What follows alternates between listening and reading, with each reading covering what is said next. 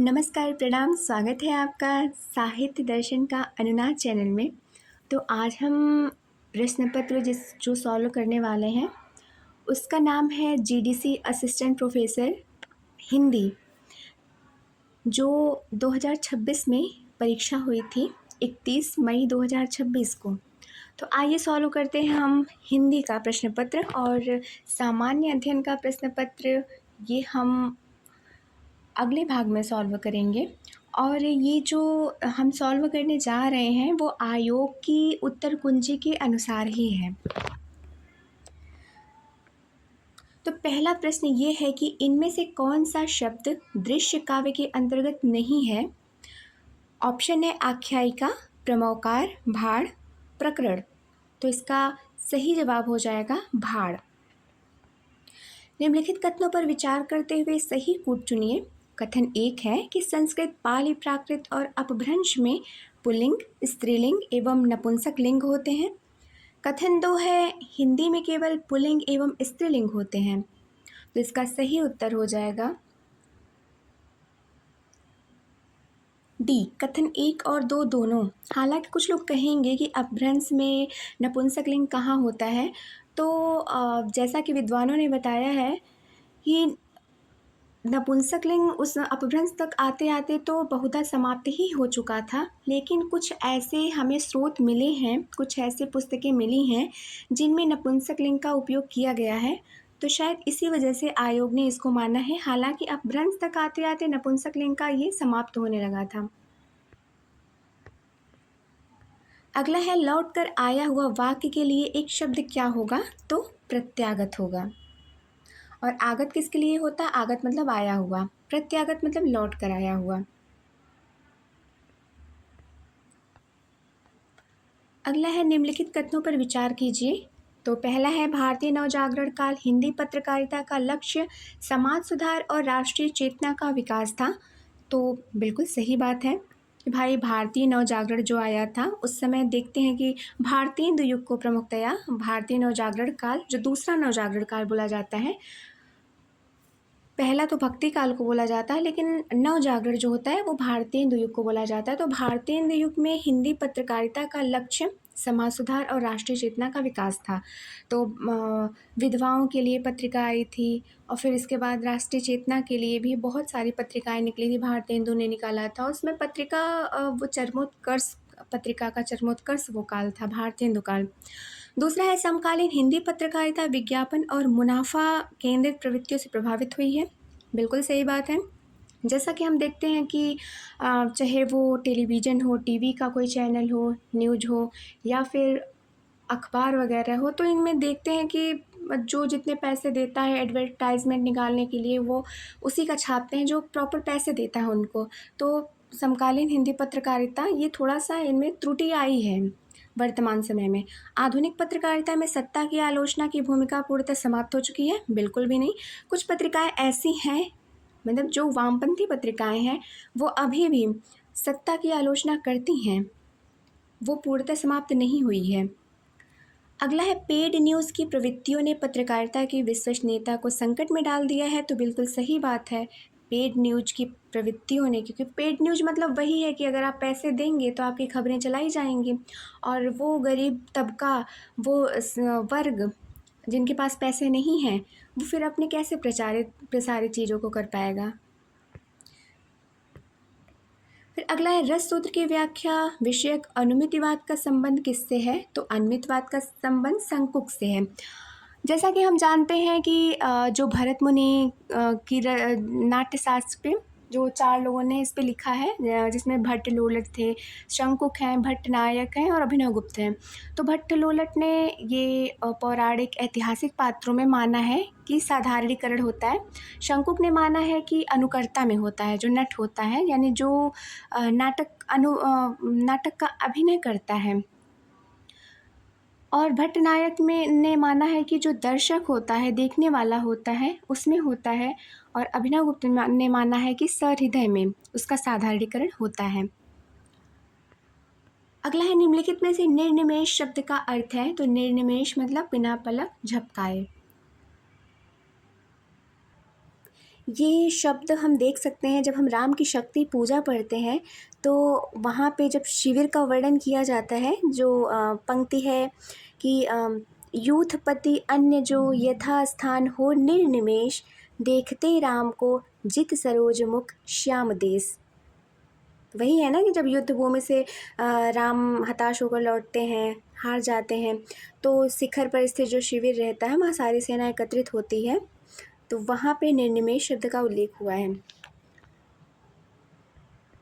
अगला है, प्रेमचंद्र शताब्दियों से पददलित, अपमानित और निष्पेक्षित कृषकों की आवाज़ थे। तो ये सही उत्तर हो जाएगा हजारी प्रसाद द्विवेदी।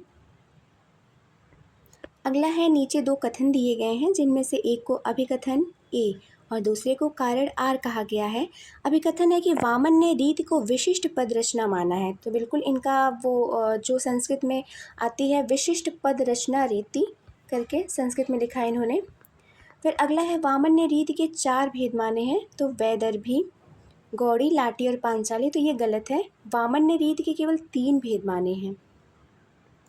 फिर अगला है, सूची 1 को सूची 2 से सुमेलित करना है और नीचे दिए गए कोट से हमें सही उत्तर का चयन करना है। तो पूर्वी हिंदी हम देखते हैं कि कहाँ पूर्वी हिंदी 3 होता है, ABC मतलब अवधी, बघेली और छत्तीसगढ़ी, तो ये पूर्वी हिंदी अवधी से मिल रही है। पहाड़ी हिंदी हम जानते हैं कि कुमायूं गढ़वाली जो होती है, तो गढ़वाली हो गया। पश्चिमी हिंदी हम देखते हैं कि जो खड़ी भाषा के लिए होती है, तो कौरवी हो गया। राजस्थानी हिंदी ये मेवाती, वही मालवी, मेवाती, मारवाड़ी और पूर्वी राजस्थानी वाली ये राजस्थानी हिंदी के अंतर्गत आती हैं। फिर अगला है, पैरों में पंख बांधकर उड़ते चलो, ये सब किसका है? बेनीपुरी जी का है। गोरी नज़रों में हम, ये प्रभाकर माचवे का है। लोहे की दीवार के दोनों ओर, तो ये यशपाल का है। और यादें यूरोप की, ये धर्मवीर भारती का है। अगला है, खोज की पगडंडियाँ एवं खंडहरों का वैभव यात्रा वृत्तांत के लेखक हैं, तो सही उत्तर हो जाएगा मुनिकांत सागर। मैंने इनको ऐसे याद किया था कि कांति फैलाते हैं, खंडहरों में भी ये कांति फैलाते हैं और पगडंडियों पर चलते हुए कांति फैलाते हैं, तो मुनिकांत सागर। लोन्जाइनस के उदात्त सिद्धांत का तत्व नहीं है, तो गरिमा में उदात्त संरचना, भाव आडंबर, अलंकार योजना, भव्य शब्दावली। तो बिल्कुल गरिमा में उदात्त, जितनी ही उदात्त संरचना बनेगी उतना ही पाठक वो प्रभावित कर सकेगी, तो ये सही है। अलंकार योजना, अलंकार हम जानते हैं कि भामा ने जैसा कहा है कि अलंकारों के बिना स्त्री की कोई शोभा नहीं होती है, सरस्वती जिस प्रकार से मृत समान है, ऐसे करके। तो अलंकार जो होता है वो भी उदात्त सिद्धांत के लिए अत्यंत आवश्यक है। भव्य शब्दावली भी इसके लिए अत्यंत आवश्यक है। लेकिन जो आडंबर होता है, भाव का आडंबर हुआ, चाहे किसी भी प्रकार का आडंबर होता है, ये निगेटिविटी दे रहा है, तो इसी वजह से ये उदात्त सिद्धांत का तत्व नहीं हो सकता। अगला है, यज्ञोपवीत संबंधी लोकगीत किस विधा के गीत के अंतर्गत आते हैं? तो ये संस्कार संबंधी। तो जो हमारे 16 संस्कार निर्धारित किए गए हैं उसमें से एक उपनयन संस्कार है, तो उपनयन संस्कार, इसके अंतर्गत ये संस्कार आते हैं, तो संस्कार संबंधी गीत वहाँ पे गाए जाते हैं। अगला है, सूची 1 को सूची 2 से सुमेलित करना है, तो हम चलते हैं सूची को सुमेलित करने। संघर्षी यानी जिसको बोलने में संघर्ष संघर्ष करना पड़े हमें, तो स, श, ह, तो ये संघर्षी हो गए। स्पर्श संघर्ष यानी वो स्पर्श भी हों और संघर्षी भी हों। अब ये जो श है ये स्पर्श में नहीं रखा जाता है, ये केवल संघर्षी में आते हैं। और दूसरा पूछ रहा है कि स्पर्श भी हो और संघर्षी भी हो, तो ये च, छ, ज, झ, तो ये स्पर्श और संघर्षी भी हैं। और देखिए, संघर्षी में क, च, ट, त, प, ये जो 5 आते हैं ये स्पर्श वाले होते हैं। और संघर्ष जिन्हें बोलने में थोड़ा कठिनाई का अनुभव करना पड़े, तो स्पर्श संघर्षी। नासिक के यानी जो नासिका से बोले जाते हैं, तो यंग, ड़, न, म, प्रत्येक वर्ड का जो क, च, ट, त, प है, इसका जो लास्ट वाला 5वां वर्ड होता है वो यंग, ड़, न, म, ये नासिक के हैं। और पार्श्विक यानी जिसको बोलते समय जीभ हमारी पीछे जाए, पार्श्विक हो जाए, ल यानी कि जीभ हमारी पीछे जाती है, तो ल। फिर अगला है रस के संदर्भ में निम्नलिखित कथनों पर विचार करना है। कथन एक है कि रस को व्यक्त करने के कारण को विभाव कहते हैं। तो बिल्कुल सही है, जो रस को व्यक्त करता है वो विभाव होता है। विभाव कितना होता है? दो होता है, एक आलंबन होता है, एक उद्दीपन होता है। आलंबन जैसे कि जो जिसके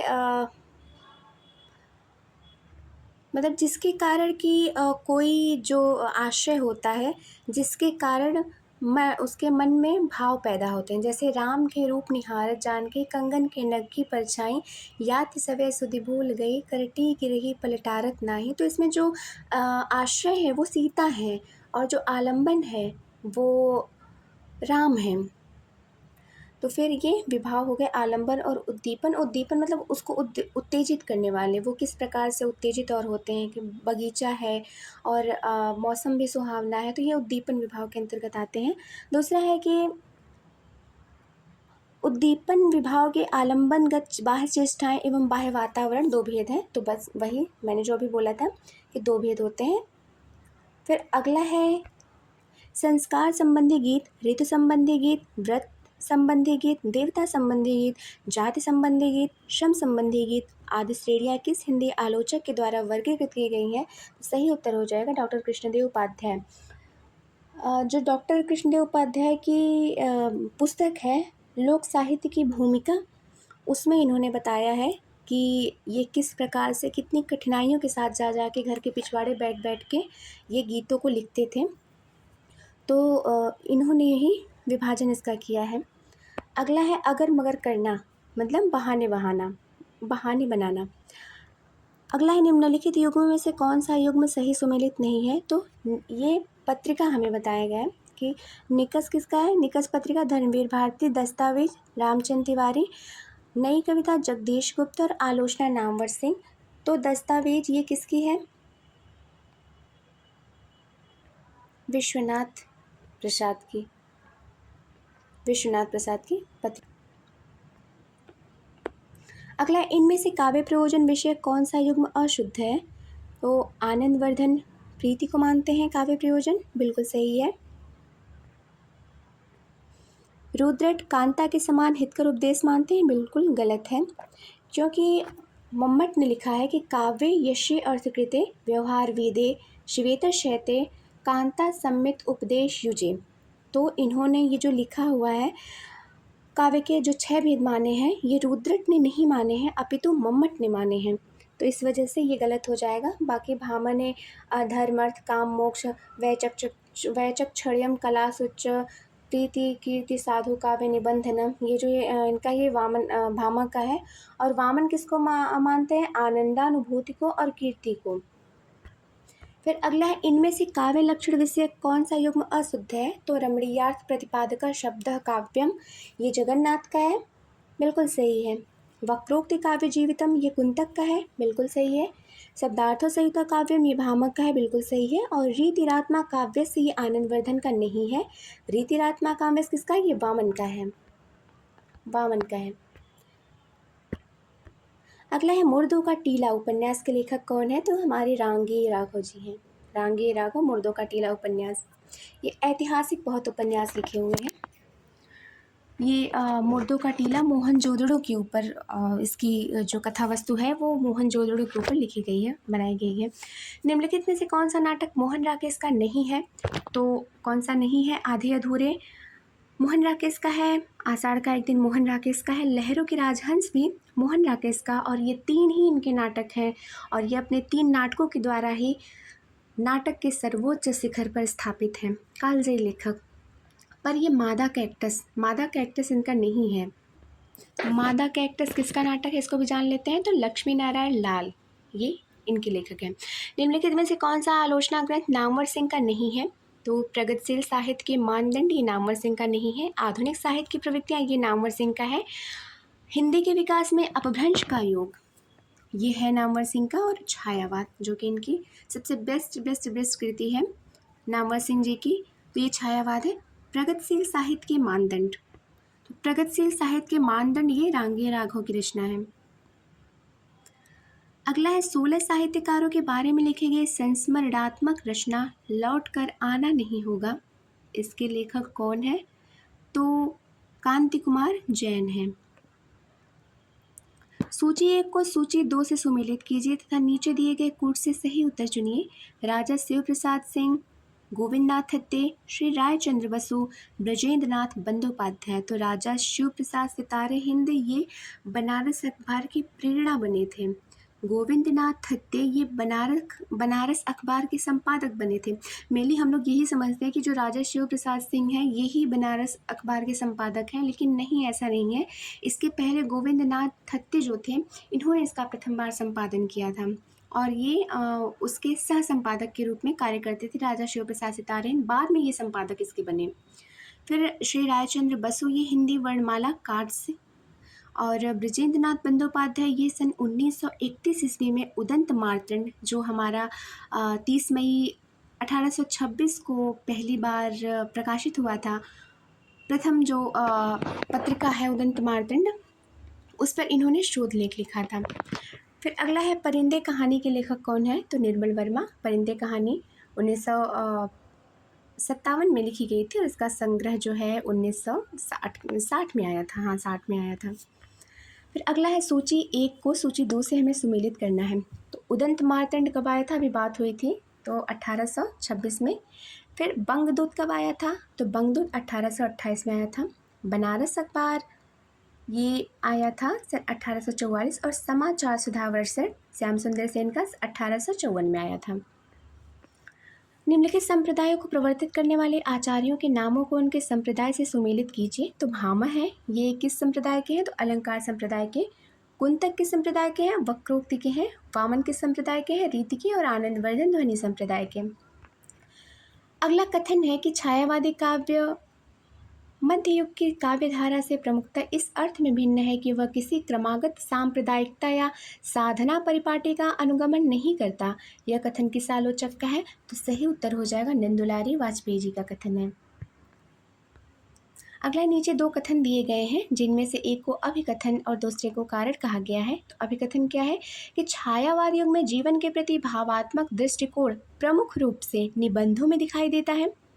ये गलत है। गलत इसलिए है कि छायावाद युग में जो आप देखते हैं काव्य लिखे गए हैं वो कितने भावपूर्ण काव्य लिखे गए, और सबसे ज़्यादा जो रहस्यात्मकता भावात्मकता जो पाई जाती है वो महादेवी वर्मा के काव्य में पाई जाती है। हालांकि निबंध भी लिखे गए हैं, लेकिन प्रश्न में पूछा है कि जीवन के प्रति भावात्मक दृष्टिकोण प्रमुख रूप से, तो प्रमुख रूप से यहाँ नहीं है।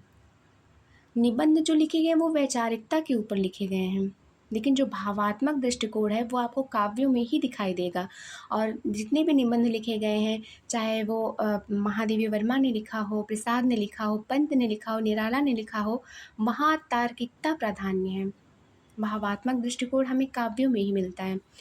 कारण क्या है कि इस युग के निबंधकारों ने मनोवैज्ञानिक तथा आत्मविश्लेषणात्मक शैली में लेखन किया है, जिसके कारण निबंध अधिक प्रभावपूर्ण हुए। बिल्कुल यही चीज़ ये यहाँ कहना चाह रहा है कि निबंध जो है वो मनोवैज्ञानिक और आत्मविश्लेषणात्मक शैली में है, जबकि भावात्मक में क्या है? काव्य है। तो इसलिए पहला गलत है और दूसरा सही। अगला है कि राघव, हमें सुमेलित करना है कि राघव क्या है? तो राघव है अपत्यवाचक संस्कृत तद्धित प्रत्यय। फिर अगला है शैव क्या है? यानी जो शिव को पूजता हो वो शैव कहलाता है। तो शैव क्या है? गुड़ है, वो गुड़ बता रहा है, वो शिव को पूजता है। कौशल ये भाव है, कुशलता हुआ, उसके अंदर इस कार्य करने का कौशल है, ये क्षमता है, तो ये सारी भाववाचक में हो जाएंगे। और राम ये कर्तवाचक संस्कृत कृदंत में हो जाएगा। अगला है नीचे 2 कथन दिए गए हैं, जिसमें से अभिकथन ये है कि हिंदी को राष्ट्रीय भाषा बनाने के प्रयास अंग्रेज़ों के द्वारा प्रारंभ किए गए थे। बिल्कुल सही बात है। उसके लिए इन्होंने फोर्ट विलियम कॉलेज की स्थापना की। तो मेनली अंग्रेज़ों के द्वारा तो प्रारंभ किए ही गए थे। फिर अगला है अंग्रेज नागरी लिपि में केवल फारसी और अरबी भाषा का प्रयोग करना चाहते थे। तो ऐसा नहीं है। अंग्रेज वो चाहते थे कि हम हिंदुस्तानी का प्रयोग करें, हिंदी भी नहीं कहना उचित होगा, हिंदुस्तानी का प्रयोग करें, जिसके कारण से मुसलमानों में भी अपना मुसलमानों के भी नज़र में ना खटके और हिंदुओं के नज़र में भी ना खटके। तो ये सही है। अंग्रेज़ नागरी लिपि में केवल फ़ारसी और अरबी भाषा का प्रयोग करना चाहते थे, ये असत्य है, ऐसा नहीं है, वो हिंदुस्तानी का प्रयोग करना चाहते थे। फिर अगला है लोनजाइनस, ये किस सिद्धांत के हैं? तो हम जानते हैं कि लोनजाइनस ये हैं उदात्त के। टी.एस. इलियट ये हैं निर्वैयक्तिकता के। रिचर्ड्स हैं संप्रेषण के और वर्ड्सवर्थ हैं काव्य भाषा। प्लेटो ने अपने विद्यापीठ का मस्तिष्क किसे कहा है? तो अपने शिष्य अरस्तू को कहा है। अगला है निम्नलिखित युग्म में से कौन सा युग्म सही सुमेलित नहीं है? नाट्यशास्त्र भरत मुनि का है। काव्य अलंकार भामह का है, ये दंडी का नहीं है, ये भामह का है, इसीलिए गलत है।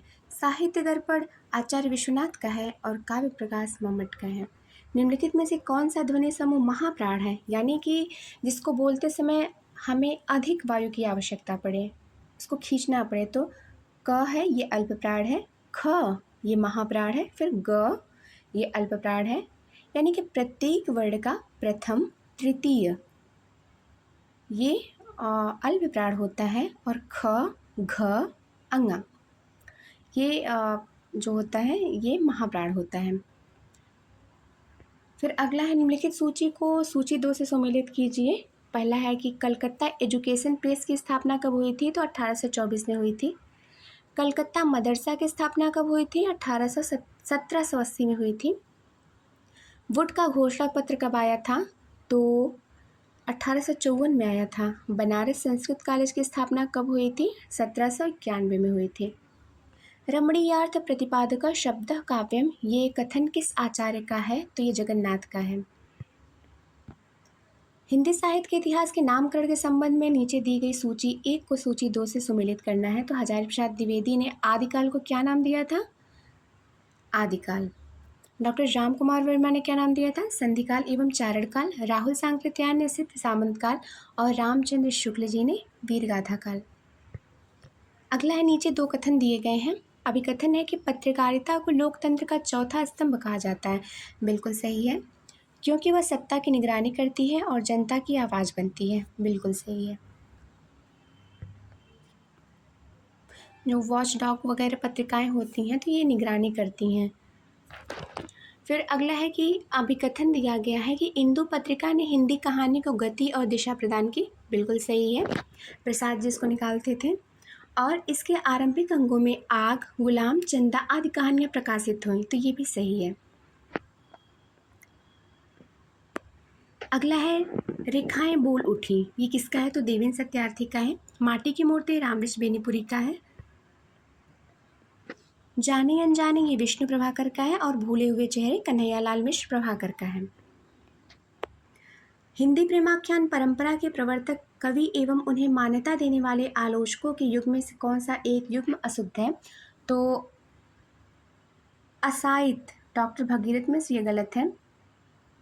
सत्यवती कथा ईश्वरदास ने इसको माना है पहली रचना। कुतुबन मृगावती रामचंद्र शुक्ल ने माना है और मुल्ला दाऊद का राम कुमार वर्मा ने माना है।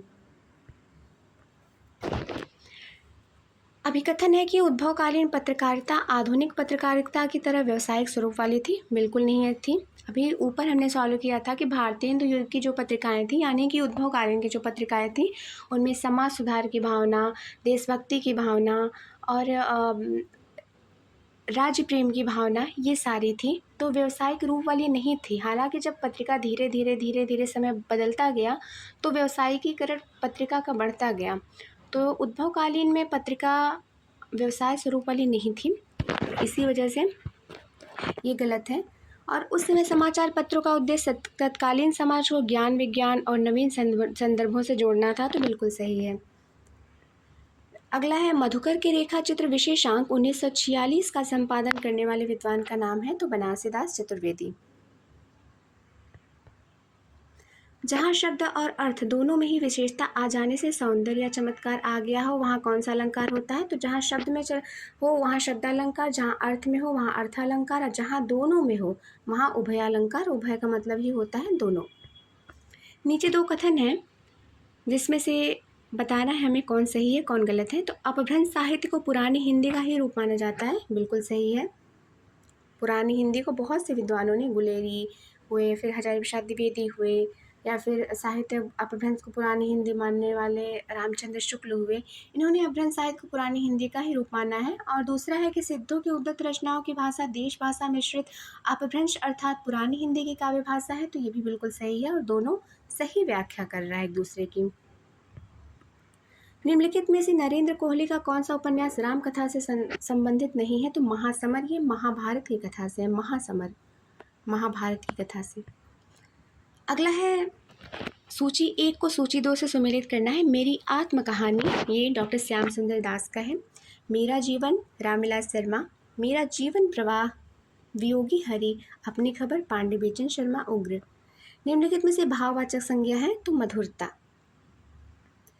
निम्नलिखित में से छायावादी काव्य की प्रवृत्ति नहीं है। मुक्तक गीति शैली का न्यूनतम प्रयोग, बिल्कुल नहीं है। छायावाद में मुक्तक और गीति शैली का भर भर के यूज किया गया है, तो अधिकतम प्रयोग होना चाहिए। प्राचीन एवं नवीन अलंकारों का प्रचुर मात्रा में प्रयोग, तो बिल्कुल सही है। नारी सौंदर्य और प्रेम का चित्रण, बिल्कुल सही है। प्रतीकात्मकता, वो तो भर भर के पाई जाती है। रहस्यवादिता छायावाद में। अगला है निम्नलिखित युग्म में से कौन सा युग्म सही सुमेलित नहीं है? पथ के साथी 1956, मेरा परिवार सन 1980, अतीत के चलचित्र 1941, स्मृति की रेखाएं 1943। तो सही सुमेलित नहीं है मेरा परिवार। ये सारी जो रचनाएं ये महादेवी वर्मा की हैं। निम्नलिखित में से एक का संबंध अर्धमागधी अपभ्रंश से है, तो अवधि बघेली छत्तीसगढ़ी, तो बघेली इसमें आ गया। प्रसाद मूलतः कवि थे। उनका कवित्व उनके नाटकों में विशेष रूप से एवं उपन्यासों और कहानियों में सामान्य रूप से परिलक्षित होता है, तो ये पंक्ति किस विद्वान की है? हरदेव बाहरी की है। कालबेलिया, गीदड़ और 13 ताली लोक नृत्यों का संबंध किससे है? राजस्थान से है। केसर कस्तूरी कहानी के लेखक शिवमूर्ति हैं। अगला है रीतिरात्मा काव्यस्य विशिष्ट पदरचना रीति विशेषो गुणात्मना कथन, ये वामन का है। निम्नलिखित में से एक हिंद्री का स्त्रीलिंग प्रत्यय नहीं है, तो इया, ये नहीं है। निम्नलिखित में से किस पाश्चात्य लेखक को पोएट लॉरिएट पद से सम्मानित किया गया है? तो सही उत्तर हो विलियम वर्ड्सवर्थ। सही कूट का चयन करना है। मध्य देश की 8 मुख्य बोलियां खड़ी बोली, हरियाणवी, बांगरू, ब्रज, कन्नौजी तथा बुंदेली को पश्चिमी भाषा नाम भाषा सर्वे में और अवधी बघेली तथा छत्तीसगढ़ी नाम पूर्वी को दिया गया है, तो सही है। अगला है आधुनिक साहित्यिक हिंदी तथा उर्दू की बोलचाल का रूप हिंदुस्तानी कहलाता है, बिल्कुल सही है। और हिंदुस्तानी साहित्यिक हिंदी और उर्दू के कारण ही इसको हिंदुस्तानी बोला गया था। फिर अगला है आनंदवर्धन, तो आनंदवर्धन का हो जाएगा, ये इन्होंने केवल प्रतिभा पर बल दिया है। राजशेखर ने शक्ति, प्रतिभा और व्युत्पत्ति पर बल दिया है। आचार्य मम्मट ने कहा है कि शक्ति, व्युत्पत्ति एवं अभ्यास। और आचार्य कुंतक ने क्या कहा है कि व्यंग भाव से द्वितीय तथा तृतीय उन्मेष में काव्य हेतु पर प्रकाश। अगला है सूची 1 को सूची 2 से मिलान करना है। प्रसाद, तो प्रसाद की कौन सी रचना है? काव्य, प्रसाद का काव्य संग्रह है लहर। पंत का काव्य संग्रह है गुंजन। और निराला का काव्य संग्रह है गीतिका। महादेवी वर्मा का काव्य संग्रह सप्तपर्णा। निम्नलिखित कथनों पर विचार करते हुए सही विकल्प का चयन करना है। तत्सम और तद्भव शब्दों में रूप की भिन्नता के साथ बहुधा अर्थ की भिन्नता भी होती है। हालांकि इस प्रश्न पे थोड़ा हमें संशय है, क्योंकि अर्थ की भिन्नता तो नहीं पाई जाती है। अब शशकः खरगोश को लिखा, तो अर्थ की भिन्नता तो मुझे नहीं लगता है पाई जाती। अब आयोग ने माना है तो स्रोत होगा कोई ना कोई। फिर अगला है तत्सम प्राय सामान्य अर्थ में आता है और तद्भव शब्द विशेष अर्थ में। हाँ, ये तो सही है कथन, लेकिन जो कथन 1 है इसमें थोड़ा सा डाउट है। इनमें से एक बांगरू का व्यवहार क्षेत्र नहीं है, तो फर्रुखाबाद नहीं है। बाकी करनाल, दिल्ली, रोहतक और बांगरू मतलब वही हरियाणवी वाली बांगरू। टेलीविजन प्रसारण केंद्र पर चित्रों को विद्युत चुंबकीय तरंगों में बदलने के लिए कौन सा उपकरण प्रयुक्त होता है? तो वीडियोकॉन टेलीविजन कैमरा। अगला नीचे 2 कथन दिए गए हैं। लोकगीतों के विभिन्न रस व्यक्ति के जीवन की विविध मनोस्थितियों के प्रतीक माने गए हैं, बिल्कुल सही है। प्रत्येक रस विशिष्ट प्रसंग, व्यवहार और भाव स्थितियों से जुड़ा होता है, जिसमें वह लोक जीवन का प्रत्यक्ष रूप बन जाता है, तो दोनों सही हैं और उत्तर की सही व्याख्या करता है।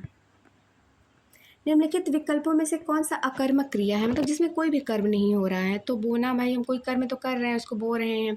पढ़ रहे हैं, ये भी कर्म कर रहे हैं। फेंक रहे हैं, हम काम कर रहे हैं, कर्म कर रहे हैं। लेकिन सोने में हम कोई कर्म नहीं करते हैं, इस वजह से ये अकर्मक क्रिया हो जाएगी।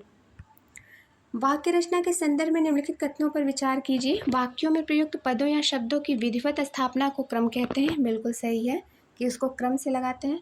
वाक्य के एक पद को सुनकर दूसरे पद को सुनने या जानने की जो स्वाभाविक उत्कंठा जगती है उसे आकांक्षा कहते हैं। तो बिल्कुल सही है और दोनों कथन सत्य हैं। अगला है कि आज की पत्रकारिता पर मुनाफाखोरी का प्रभाव बढ़ता जा रहा है। बिल्कुल सही है, 100% सही है, क्योंकि पत्रकारिता का मूल ध्येय अब बाजार और विज्ञापन हो गया है। बिल्कुल सही है ये भी, जो दिखेगा वो बिकेगा, इस पे चल रही है पत्रकारिता। निम्नलिखित में से लोक नृत्य और संबंधित प्रदेश का एक युग में सही नहीं है। तो राजस्थान एवं हरियाणा घूमर है, बिल्कुल सही है। पंजाब का गिद्दा है, उत्तर प्रदेश का रास है, जबकि गुजरात का डफ नहीं है। फिर अगला, नीचे दो कथन दिए गए हैं। तत्पुरुष समास के मुख्यतः दो भेद होते हैं। बिल्कुल सही है, एक व्याधिकरण होता है और दूसरा समानाधिकरण तत्पुरुष। समानाधिकरण तत्पुरुष का प्रचलित नाम कर्मधारय है, यह कोई अलग समास नहीं है। तो दोनों सही हैं और सही व्याख्या भी करते हैं। आधुनिक हिंदी कहानी उद्देश्य, रचना शैली व टेक्निक की दृष्टि से एकदम बदल चुकी है। उसकी आत्मा भारतीय है पर वेशभूषा पाश्चात्य। यह कथन किस विद्वान का है? तो सही उत्तर हो जाएगा शिव कुमार शर्मा।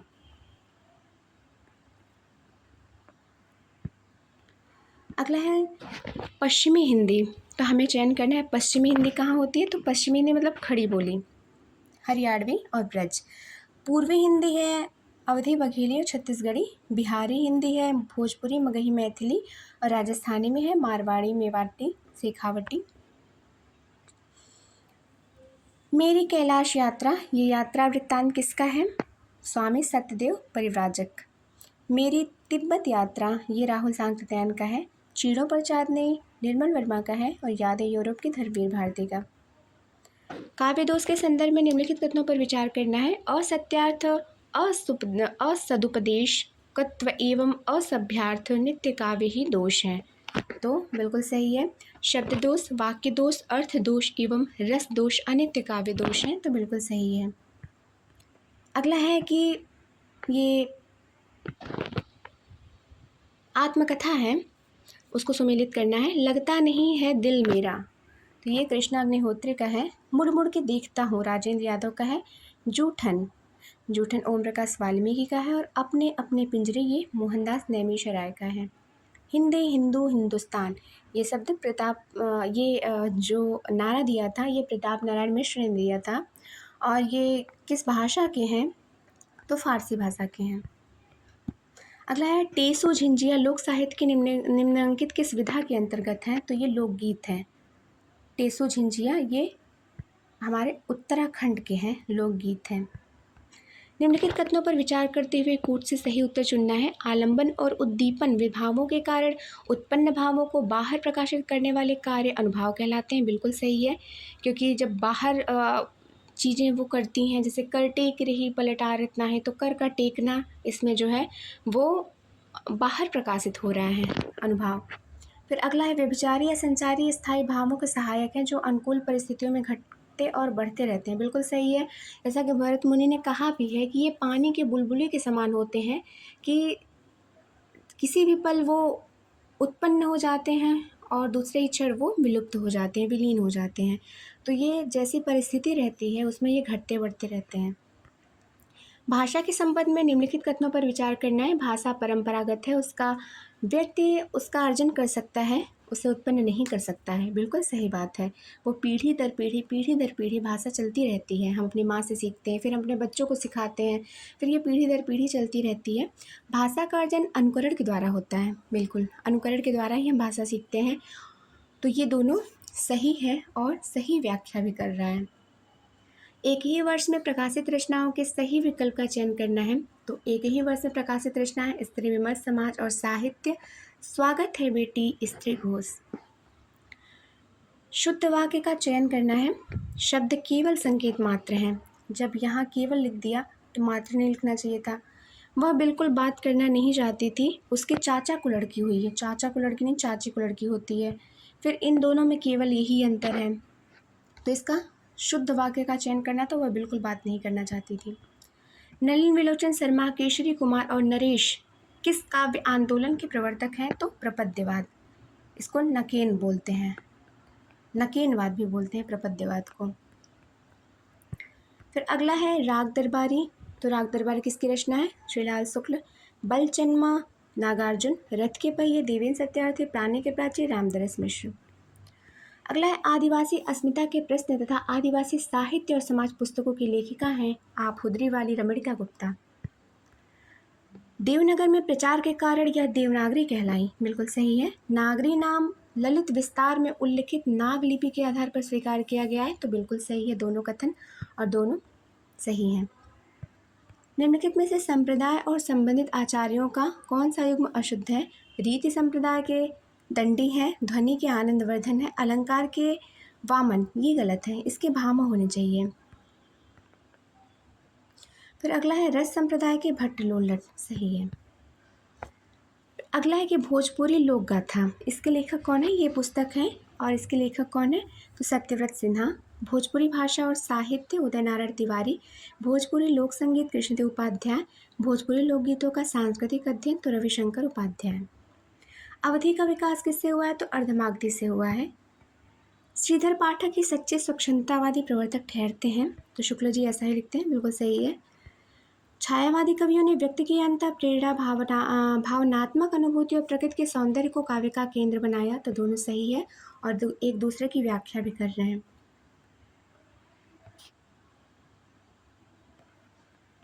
तो ये हो गए हमारे 120 प्रश्न हिंदी साहित्य के। तो उम्मीद है कि आपको ये वीडियो बहुत बहुत बहुत पसंद आई होगी।